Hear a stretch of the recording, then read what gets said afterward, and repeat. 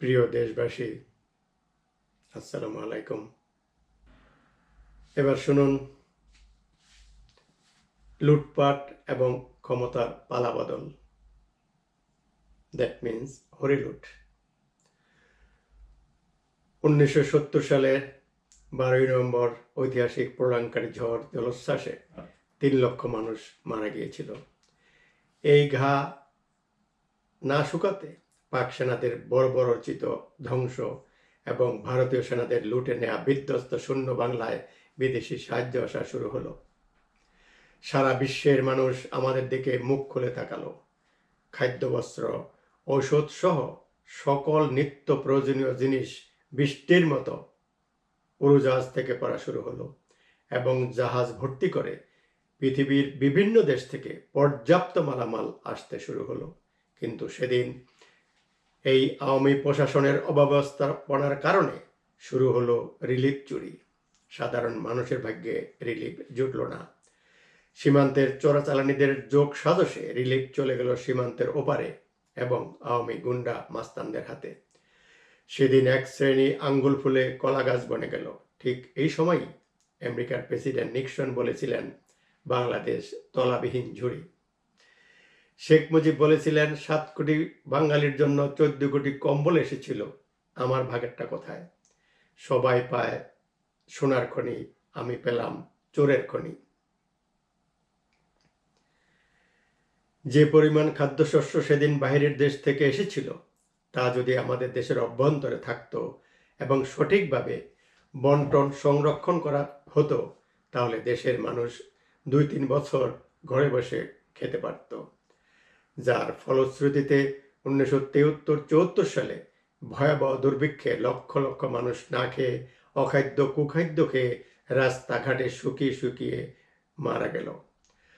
হাসিনার পরম বন্ধু প্রতিবেশী ভারত সেদিন এক মুঠো চালও আমাদেরকে দেয় নাই, বরং ভারতীয় সেনাবাহিনী আমাদের সব কিছু নিয়ে গেছে। এভাবে সেদিন মুক্তিযুদ্ধের স্বপ্নসাৎ ধূলিসাৎ করে আওয়ামী লীগ সরকার উপহার দিল মহামারী, দুর্ভিক্ষ, ছাত্রদের দিল নকলবাজি, রাহাজানি, ছিনতাই, চুরি ডাকাতি। ছাত্র যুবকদের মধ্যে ছড়িয়ে পড়ল ওপার থেকে আসা গাঁজা, হিরোইন, আফিং, ভাং, ফেন্সিডিলের মতো ভয়াবহ মাদক। শিক্ষা ব্যবস্থা, নিয়ম শৃঙ্খলা, আইন আদালত, বিচার ব্যবস্থা নিয়ন্ত্রণের বাহিরে চলে গেল। অপরদিকে মামু ভাগিনা চেলা চামুন্ডেদের হোলি খেলা শুরু হয়ে গেল। ব্যাংক লুট সহ সব ধরনের সন্ত্রাসী কার্যকলাপের কাছে দেশ ও জাতি জিম্মি হয়ে গেল, ঠিক হাসিনার আমলের মতো। শেখ মুজিব এখান থেকে বের হওয়ার কোনো পথ বের করতে ব্যর্থ হয়ে গেলেন। তার উষ্ণ জাতীয় চেতনা তাকে অস্থির করে ফেলল। এদের চাপ দিক বিদিক হারিয়ে তিনি একবার প্রধানমন্ত্রী, একবার আজীবন প্রেসিডেন্ট, একবার জাতির পিতা, একদলীয় বাকশাল গঠন ইত্যাদি নিয়ে দিশেহারা হয়ে গেলেন। সমগ্র দেশের মানুষ না খেয়ে মরে যাচ্ছে, দেশের কৃষি জমি শুকিয়ে চৌচির হয়ে যাচ্ছে। তিনি তখন দিক বেদিক হারিয়ে মাওলানা ভাসানী, মশিউর রহমান জাদু মিয়াকে অতি গোপনে ওনার ধানমন্ডির 32 নম্বর বাড়ির পিছনের দরজা দিয়ে ডেকে আনতেন এবং ওনাদের বলতেন, আমার হাত পা বাঁধা, ভারতের দালালেরা আমাকে জিম্মি করে ফেলেছে, তোমরা মাঠে নামো। ওনার সাথে ছায়ার মতো লেগে থাকা রয়ের এজেন্ট তোফায়েলকে বঙ্গবন্ধু নিজের ছেলের মতো বিশ্বাস করতেন। তোফায়েল বেগম ফজিলাতুন্নেসাকে মা ডাকতেন। এই সেই ভণ্ড বেঈমান সব খবরাখবর রয়ের কাছে পৌঁছিয়ে দিত। তাই যখন শেখ মুজিব ভারতকে ডিঙ্গিয়ে রাশিয়ার ফর্মুলা নিয়ে গ্রাম পর্যায় থেকে কৃষি উন্নয়নের মাধ্যমে দেশকে খাদ্যে স্বয়ংসম্পূর্ণ দেশের অর্থনীতিকে উন্নয়নের দিকে নিয়ে যাওয়ার প্রচেষ্টা শুরু করেছিলেন, ঠিক তখনই দেশ বিরোধী চক্র, বাংলাদেশের কৃত্রিম সংকট, অরাজকতা, নানানভাবে তাদের কেনা গোলামদের যোগ সাজসে শেখ মুজিবকে ব্যর্থ শাসক বানিয়ে দেশের রাজনৈতিক অর্থনৈতিক স্থিতিশীলতা ধ্বংস করার জন্য বিদেশি চোরেরা পূর্ব পরিকল্পিত নীল নকশা অনুযায়ী এ দেশ যেন কোনোদিন নিজের পায়ে দাঁড়াতে না পারে, এই দেশকে অকার্যকর, পর নির্ভরশীল এবং তাদের একচেটিয়া বাজারে পরিণত করার লক্ষ্য নিয়ে তাদের মদতপুষ্ট জেনারেল খালেদ মোশাররফকে আড়ালে রেখে কিছু পথভ্রষ্ট সেনা সদস্য দিয়ে সেনা অভ্যুত্থান ঘটিয়ে শেখ মুজিবকে সপরিবারে হত্যা করা হয়। চক্রান্তকারীদের মূল লক্ষ্য ছিল মুক্তিযুদ্ধের জাতীয়তাবাদী শক্তিকে চিরতরে পরাস্ত করে তাদের আজ্ঞাবহ খালেদ মোশাররফকে ক্ষমতায় বসানো। কিন্তু তখনই বাদ সাধলেন জেনারেল জিয়া এবং কর্নেল তাহের। খালেদ মোশাররফ জিয়াকে বঙ্গভবনে বন্দী করে ফেললেন। অনেক চড়াই উতরাইয়ের পর মুক্তিযুদ্ধের সপক্ষের জাতীয়তাবাদী শক্তি এবং তাদের প্রিয় ভাজন জিয়াউর রহমানের নেতৃত্বে সেই যাত্রায় ষড়যন্ত্রকারীদের পরাজিত করে ক্ষমতা পুনরুদ্ধার করা হয় এবং বঙ্গভবনেই খালেদ মোশাররফ নিহত হন এবং পরবর্তীতে বামপন্থী সংগঠনের সমর্থক জেএসডি কর্নেল তাহেরকে সেনা বিদ্রোহের অপরাধে ফাঁসি দেওয়া হয়। সমগ্র মুক্তিযোদ্ধাদের প্রিয়ভাজন দেশপ্রেমিক জাতীয়তাবাদী শক্তির সমর্থনপুষ্ট জেনারেল জিয়ার নেতৃত্বে সকল মুক্তিযোদ্ধা, ছাত্র, যুব জনতা এক হয়ে ঐতিহাসিক 7ই নভেম্বর 1975 সালে সিপাহী জনতার বিপ্লবের মধ্যে বিদেশি চক্রান্তকারীদের পরাজয় ঘটে। জাতীয়তাবাদী শক্তির কর্ণধার জিয়ার বিজয় অর্জিত হয়। তখন জিয়াউর রহমান গণতান্ত্রিক ধারাবাহিকতা বজায় রাখার স্বার্থে খন্দকার মোস্তাককে সরকার গঠন করার সহযোগিতা করেন। মোস্তাক ছিলেন একজন পরিচ্ছন্ন রাজনৈতিক নেতা, কিন্তু তাকে ব্যর্থ আওয়ামী পরাজিত চক্র তিরস্কার করেছিলেন। এই দেশীয় পরাজিত প্রতিক্রিয়াশীল শক্তি এবং বিদেশি চরেরা ঘাপটি মেরে অপেক্ষায় থাকে। সুকৌশলে দেশে ভিতরে ভিতরে সামরিক অভ্যুত্থান, উত্থান পতন, রাজনৈতিক অর্থনৈতিক অস্থিরতা, বিদেশি চক্রান্ত, আগ্রাসন ইত্যাদি পরিস্থিতির মধ্যে জিয়া ক্ষমতা গ্রহণ করেন। ক্ষমতায় এসেই তিনি দেশের বিভিন্ন কর্নার থেকে দেশপ্রেমিক, বুদ্ধিজীবী, সৎ, উচ্চশিক্ষিত ব্যক্তিদের নিয়ে সরকার গঠন করেন।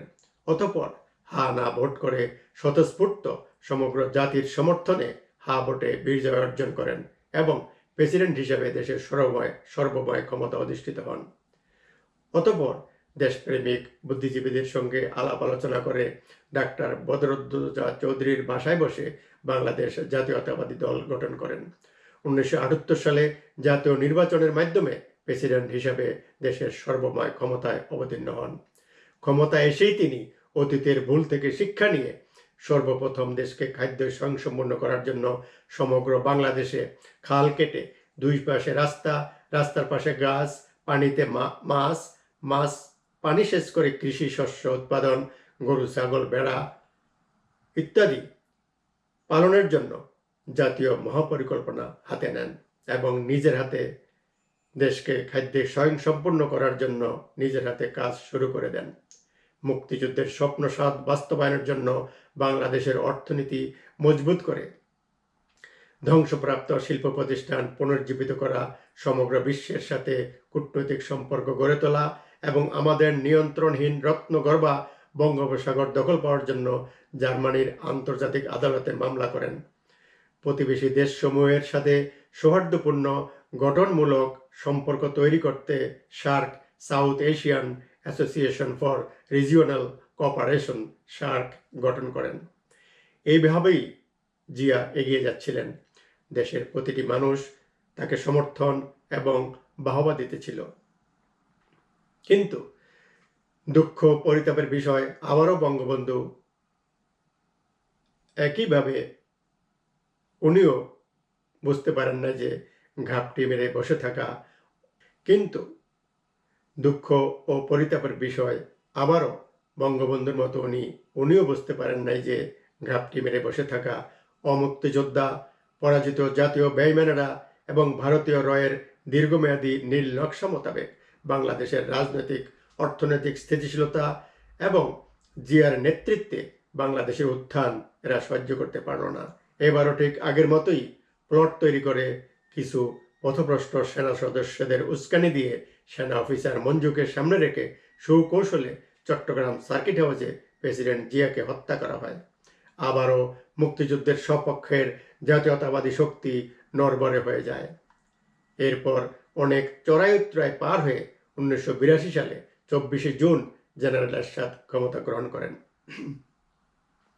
17 মার্চ 1983 সালে জাতির কাছে পেশ করেন 18 দফা।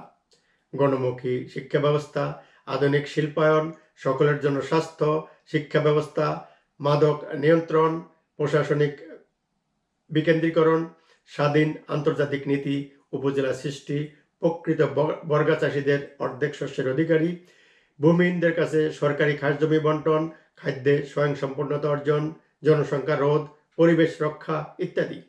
কয়েকদিন পর 1983 সালের 28 মার্চ এরশাদ সাহেব তার রাজনৈতিক প্রক্রিয়াকরণের সর্বপ্রথম উদ্যোগ হিসাবে তৎকালীন ডিজিএফআই ব্রিগেডিয়ার মাহমুদুল হাসান এবং কর্নেল শামসুদ্দিন মানিকের মাধ্যমে বিভিন্ন বিশ্ববিদ্যালয়ের হাতে গোনা আমাদের কয়েকজন ছাত্র নেতাকে এরশাদ সাহেবের বাসভবনের পিছনের লনে ডাকা হলো।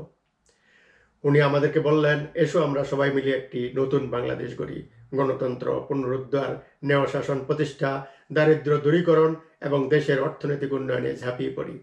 এরপর উনি নতুন বাংলা যুব সংগতি এবং নতুন বাংলা ছাত্র সমাজ প্রতিষ্ঠা করার আদেশ দেন এবং আমাদের সাথে শপথ করে বলেন, ভবিষ্যতে সেনাবাহিনীর ঊর্ধ্বে ছেড়ে রাজনীতিতে এলে তোমাদের সাথেই নামব।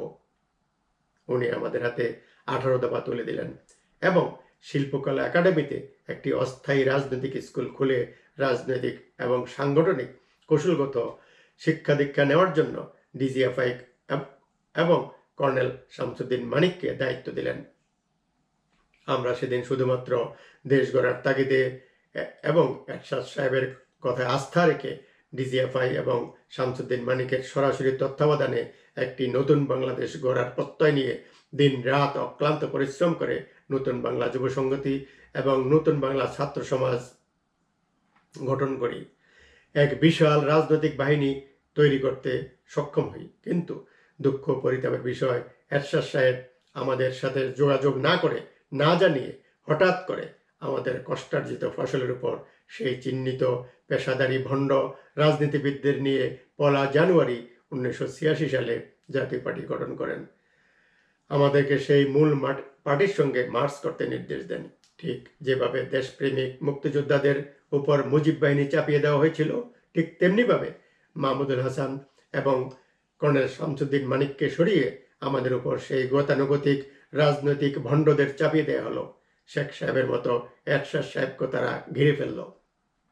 আমরা হয়ে গেলাম ছাগলের 3 নম্বর বাচ্চা। সমগ্র বাংলাদেশে আমাদের এক বিশাল দেশপ্রেমিক সুশৃঙ্খল রাজনৈতিক বাহিনীকে নিষ্ক্রিয় করে দেওয়া হলো। তারপরে আমরা প্রতিটি গ্রামে গঞ্জে উপজেলায় শহরে দেশের উন্নয়নের জন্য কাজ করার চেষ্টা অব্যাহত রাখি। কিন্তু এরই মধ্যে দেশের অভ্যন্তরে ষড়যন্ত্রকারীরা রাজনৈতিক এবং অর্থনৈতিক স্থিতিশীলতা নস্যাৎ করার জন্য বিরোধী দলগুলিকে উস্কানি দিয়ে জ্বালাও পোড়াও অসহযোগ আন্দোলন শুরু করে দিল। তাদের এই অনিয়মতান্ত্রিক আন্দোলনের মুখে এক নাগাড়ে 10 দিনও এই সরকার শান্তিতে কাজ করতে পারে নাই। এইসব হরতাল আন্দোলন সাধারণ মানুষের কোনো সম্পৃক্ততা ছিল না। কিছু টোকাই ভাড়া করে 2 নেত্রী সমগ্র দেশে জ্বালাও পোড়াও হরতাল অবরোধ দিয়ে দাউ দাউ করে আগুন জ্বালানো শুরু করে দিল। কিসের জন্য আন্দোলন, কেন আন্দোলন, ক্ষমতা এলে ওনারা কি করবেন তার কোনো পরিকল্পনা ছিল না। মূলত তাদের আন্দোলন ছিল দেশের রাজনৈতিক ও অর্থনৈতিক স্থিতিশীলতা ধ্বংস করে ক্ষমতা বদল ও দখল। বঙ্গবন্ধু শেখ মুজিবুর রহমানের এবং প্রয়াত জিয়ার ভাবমূর্তি কাজে লাগিয়ে এবং কিছু অর্থপিপাসু লোভী জাতীয় বেঈমানদের সহযোগিতায় হাসিনা এবং খালেদা জিয়া রাতারাতি আওয়ামী লীগ ও বিএনপির নেতা বনে গেলেন। এক বিয়োগান্তক আন্দোলনের মুখে জনগণকে ধোঁকা দিয়ে বোকা বানিয়ে এরা জামাতকে সাথে নিয়ে এরশাদ বিরোধী জোট বেঁধে একটা স্থিতিশীল সরকারকে ক্ষমতাচ্যুত করার জন্য জ্বালাও পোড়াও লাগাতার হরতাল ধ্বংসযজ্ঞ অবরোধ করে দেশের মানুষকে জিম্মি করে এক ভয়াবহ অরাজকতা চালিয়ে 1990 সালে 6 ডিসেম্বর এরশাদকে পদত্যাগে বাধ্য করেন। অতঃপর জাতীয় নির্বাচনে অঙ্কের ভুল সমীকরণের কারণে রয়ের সমর্থিত হাসিনার বদলে খালেদা জিয়া ক্ষমতা এলেন। খালেদা জিয়া ক্ষমতা এসেই জিয়ার আদর্শ থেকে সরে গিয়ে আসল দেশপ্রেমিক জাতীয়তাবাদী শক্তি, বুদ্ধিজীবী মেধাবী যুব শক্তি, উৎপাদনের সাথে জড়িত সকল শক্তিকে বাদ দিয়ে ওনার মন মতো সেই ভণ্ড রাজনীতিবিদ ঠিকাদার, অসৎ, ধান্দাবাজ এদের নিয়ে সরকার গঠন করলেন। ক্ষমতায় এসেই উনি বিগত সরকারের ধারাবাহিকতা, শহীদ জিয়ার কোনো ধরনের কর্মসূচি অনুসরণ করলেন না। দেশের অবকাঠামোগত স্থায়ী কোনো পরিকল্পনা তথা দেশের অর্থনৈতিক ভিত্তি মজবুত করা, কৃষায়ন, শিল্পায়ন, প্রাকৃতিক সম্পদ আরোহণ, ব্যবহার কোনোটাই ওনার মাথায় ঢুকলো না। ওনার 5 বছর আমলে যা করলেন, এরশাদকে অপদস্থ করা, এরশাদের শ্রেষ্ঠ কার্যের উপর থেকে এরশাদের নাম মুছে ফেলা, যুগান্তকারী উপজেলা পদ্ধতি ভেঙে দেওয়া এবং জাতীয় পার্টিকে নিশ্চিহ্ন করা। আর একটা মহান কাজ উনি করেছেন। যেহেতু শহীদ জিয়ার অ্যাকাউন্ট ছিল শূন্য, তাই ওনার ছেলেদের উনি রাতারাতি কোটিপতি বানিয়ে চিরতরে আখের গুছিয়ে নিয়েছিলেন। সর্বস্তরে রাজনীতিকরণ, পেটুয়া বাহিনী তৈরি করে কাজের বিনিময়ে খাদ্য, ত্রাণ সামগ্রী, সরকারি দান অনুদান, ঋণের টাকা, ঠিকাদারি, হাটঘাট ইজারা, ফুটপাত, বাস স্ট্যান্ড, টেম্পো, লেগুনা স্ট্যান্ড সব কিছু দখল করে ভাগাভাগি করে দিলেন।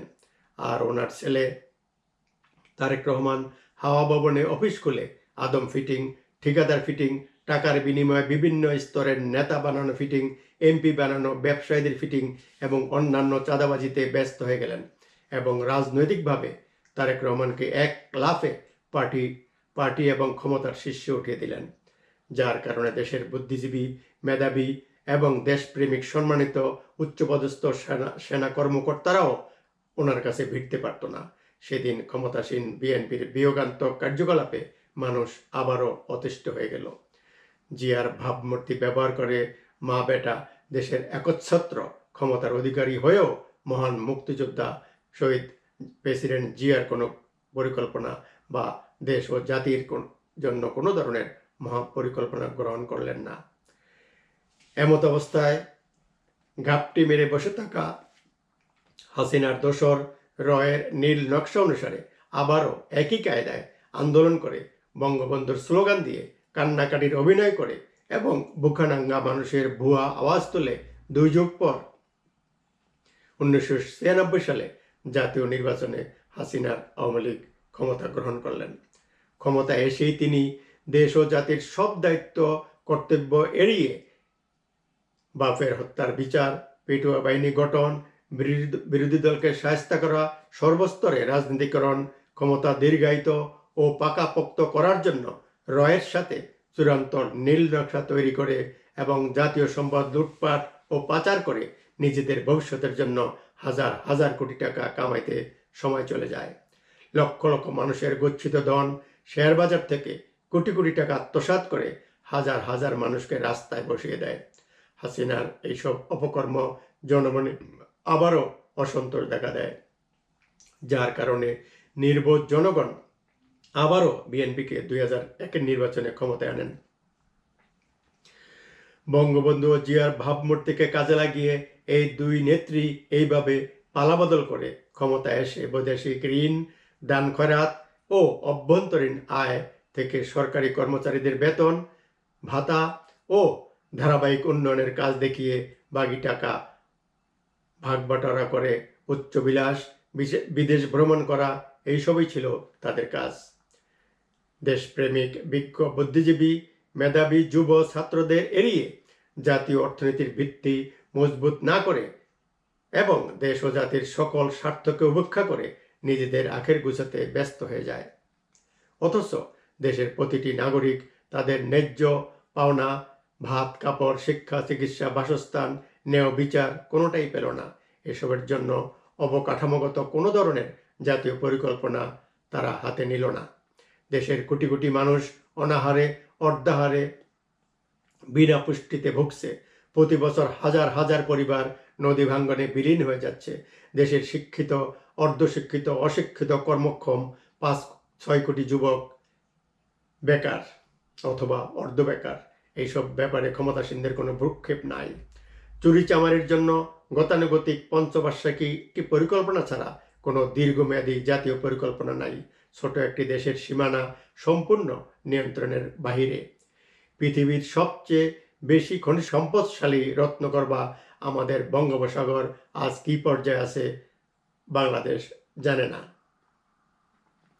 ভারত সরকার আমাদের দেশ ও জাতির বিরুদ্ধে প্রতিনিয়ত স্থানীয় এবং আন্তর্জাতিকভাবে গভীর ষড়যন্ত্র করে যাচ্ছে। যেমন আমরা যেন পাখা গজাতে না পারি, সরাসরি আধুনিক মুক্ত বিশ্বের সাথে সম্পৃক্ত হতে না পারি, এদেশকে অকার্যকর রাষ্ট্র বানিয়ে তাদের একচেটিয়া বাজার বানানো যায় ইত্যাদি। নিজস্ব অর্থনৈতিক মুক্তির উপর ভর করে উত্থানকে তারা ভয় পায়। আমাদের রত্নকর বা বঙ্গোপসাগরের নিয়ন্ত্রণ নিয়ে চলছে গভীর ষড়যন্ত্র, কিন্তু দুঃখের বিষয় ক্ষমতাসীন সরকারগুলি এসব জাতীয় কর্তব্য কোনো চিন্তা চেতনা বা পদক্ষেপ নেই। কোনো ধরনের কোনো মহাপরিকল্পনা তাদের অভিধানে নেই। মহান স্বাধীনতার 53 বছরের মধ্যে দেশের বুদ্ধিজীবী মেধাশক্তি কাজে লাগিয়ে এবং দেশের মাটি, পানি, মানুষ, প্রাকৃতিক সম্পদ ব্যবহার করে শিল্পায়ন, কৃষায়ন, খনিজ সম্পদ আরোহণ, বিদেশি রেমিটেন্স, রপ্তানি আয়ের সঠিক ব্যবহার, সর্বশ্রেষ্ঠ জাতি হিসাবে পরিচিতি লাভ করা যেত। দেশের সার্বভৌমত্ব রক্ষা, বিদেশি আগ্রাসন, সীমান্ত সুরক্ষার জন্য কিভাবে একটি অপ্রতিরোধ্য সেনাবাহিনী গড়া যায় সেসব দিকে তাদের কোনো খেয়াল নেই। বিশ্বায়নের সাথে যুক্ত হয়ে উন্নত দেশসমূহ হইতে মূলধন, আধুনিক প্রযুক্তি নিয়ে দেশের প্রাকৃতিক সম্পদ আরোহণের জন্য কোনো প্রচেষ্টা বা ব্যবস্থা করার সাহস পাচ্ছে না। শুধুমাত্র ক্ষমতায় টিকে রাখার জন্য ভারত সরকারের উপর তাকিয়ে থাকে এবং তাদের চোখ রাঙানি খেয়ে চুপ হয়ে থাকে।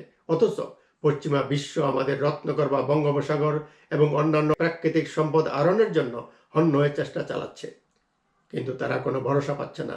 দেশের রাজনৈতিক হানাহানি, দেশের মানুষের অনৈক্য, ধ্বংসপ্রাপ্ত গণতান্ত্রিক ব্যবস্থা, নেতা নেত্রীদের কামড়াকামড়ির ভয়ে এক পা এগুলে দুই পা পিছিয়ে যাচ্ছে। ক্ষমতাসীনদের কাছে আমাদের দেশটা মরা গরু, আর এরা হলো শকুন। পালা বদল করে ক্ষমতায় এসে একদল লুটপাট করে পেট ভরে আবার অন্য দল এসে খায়। এরা বারবার দেশের জাতীয় সম্পদ, প্রাকৃতিক সম্পদ, দেশপ্রেমিক বুদ্ধিজীবী, মেধাবী যুবশক্তি এদেরকে পাশ কাটিয়ে নিজেদের দলের গুন্ডা বদমাইশদের স্বার্থ রক্ষা এবং তাদের সহায়তায় ক্ষমতা ধরে রেখে নিজেদের আখের গুছানো নিয়ে ব্যস্ত হয়ে যান। যে ছাত্ররা দেশ ও জাতির ভবিষ্যৎ, আগামী দিনের কাণ্ডারি, নিরীহ মানুষের অন্ধের যষ্টি, সেই সোনার ছেলেরা ওনাদের রাজনৈতিক হাতিয়ার, হাতের লাঠি, ব্যবহারিক পণ্য, লাশ হয়ে ফিরে আসা মুদ্রার। তাদের নিজেদের স্বার্থে অন্যায়ভাবে, অনিয়মতান্ত্রিকভাবে নিরীহ মানুষকে হয়রানি, হত্যা, গুম করতে পুলিশ, বিডিআর, র্যাব ব্যবহার করে। র্যাবের ক্রসফায়ার শতাব্দীর জঘন্যতম মানবতা বিরোধী কর্মকাণ্ড। এভাবে যাদেরকে মারা হচ্ছে এরা হলো ক্ষমতাসীনদের প্রতিপক্ষ বা তাদের বর্জ্য পদার্থ। র্যাবের ক্রসফায়ার হলো ওই প্রকার উত্তোলিত মাটি, যে মাটি পরিষ্কার করে ফেললে ওই প্রকার সামান্যতম ক্ষতি হয় না, বরং তারা নতুন করে সাম্রাজ্য বিস্তার সহ তাদের ঘাঁটি আরো মজবুত হয়। রাজা রানীরা মাটির নিচে বহাল তবিত থেকে যায়। একইভাবে গডফাদাররা যখন আখের গুছিয়ে ফেলে তখন এসব সন্ত্রাসীরা এদের মাথা ব্যথার কারণ হয়ে দাঁড়ায়। সেই ভয়ই ক্রসফায়ার ও গুম। এই ক্রসফায়ার আমাদের দেশের নিরীহ মানুষের সাথে আর একটি অভিনব ধোঁকাবাজি এবং জুজুর ভয় দেখানো। এই ক্রসফায়ার অর্থ পুলিশ, বিডিআর, ডিবি, আদালত, সেনাবাহিনী সবকিছুই ক্ষমতাসীনদের নিয়ন্ত্রণে। দেশের প্রধান সমস্যা যেমন বেকার সমস্যা, জাতীয় অর্থনীতির মুক্তি জন্য অবকাঠামোগত পরিকল্পনা, খাদ্যের স্বয়ংসম্পূর্ণতা, প্রাকৃতিক খনিজ সম্পদ উত্তোলন ও ব্যবহার, শক্তিশালী সামরিক বাহিনী গড়া, অপরিকল্পিত জনসংখ্যা রোধ, মানুষের মৌলিক চাহিদা, ভাত, কাপড়, শিক্ষা, চিকিৎসা, ন্যায় বিচার, স্থায়ী অবকাঠামোগত যোগাযোগ ব্যবস্থা, দেশের সীমারেখা নিয়ন্ত্রণ, আগ্রাসী দেশের রক্তচক্ষুকে তোয়াক্কা না করে বিশ্বায়নের সাথে সম্পৃক্তকরণ, শিল্পায়ন, কৃষায়ন, শিক্ষাঙ্গন থেকে রাজনীতি কলুষমুক্তকরণ, রত্নগর্ভা বঙ্গোপসাগরের অফুরন্ত সম্পদ আরোহণ, পৃথিবীর সর্ববৃহৎ সাগর তীর, গভীর সমুদ্র বন্দর ও সুন্দরবন পরিচর্যা, সুরক্ষা ও নিয়ন্ত্রণ কোনোটাই এসব বিজাতীয় সরকার করছে না। অপরিকল্পিত দিশেহারা গন্তব্যবিহীন দেশ ও জাতির স্বার্থ বঞ্চিত রেখেই এরা অসৎ আমলাদের সাথে নিয়ে এক আমলাতান্ত্রিক শাসন ব্যবস্থা প্রণয়ন করে দেশটাকে শাসন ও শোষণ করে যাচ্ছে, যার সূচনা হয়েছিল মুজিব বাহিনী কর্তৃক দেশপ্রেমিক মুক্তিযোদ্ধাদের হত্যা করে ক্ষমতা দখলের মাধ্যমে এক সীমাহীন অনিশ্চয়তা এবং চরম দুর্ভোগ নিয়েই আমরা চলছি।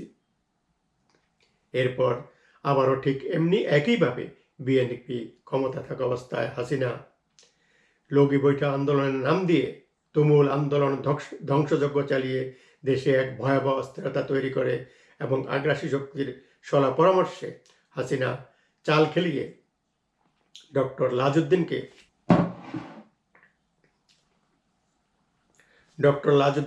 লাজউদ্দিনকে প্রধান করে কেয়ারটেকার সরকারের হাতে ক্ষমতা হস্তান্তর করে। চাপের মুখে বিদেশি আগ্রাসন, ভণ্ড রাজনীতিবিদ, গুন্ডা পান্ডাদের চাপে উনি বেগতিক অবস্থায় পরে উনি সরে যান। এই অনিশ্চয়তা অস্থিরতার মধ্য দিয়ে 2007 সালে 1/11 এর আবির্ভাব ঘটে। অধিকাংশ জাতীয়তাবাদী শক্তি এবং বাংলাদেশ সেনাবাহিনীর সমর্থন নিয়ে সরকার গঠন করা হয়। এটা ছিল সেই সময়ে বাংলাদেশের জাতীয়তাবাদী শক্তির সর্বশেষ উষার আলো। কিন্তু দুঃখের বিষয়, এখানে মীর জাফরের ভূমিকা ছিলেন জেনারেল মঈন। হাসিনা মঈনের বিশ্বাসঘাতকতার কারণে 1/11 এর জাতীয় সরকারের পতন ঘটে। প্রিয় ভিউয়ার, এরপর শুনবেন হাসিনা ও আগ্রাসী শক্তির উত্থান এবং ভয়ঙ্কর জাতীয় বিধ্বংসী কর্মকাণ্ড। ততক্ষণ ভালো থাকুন, সাবধান থাকুন, নতুন প্রজন্মের পাশে থাকুন। ধন্যবাদ।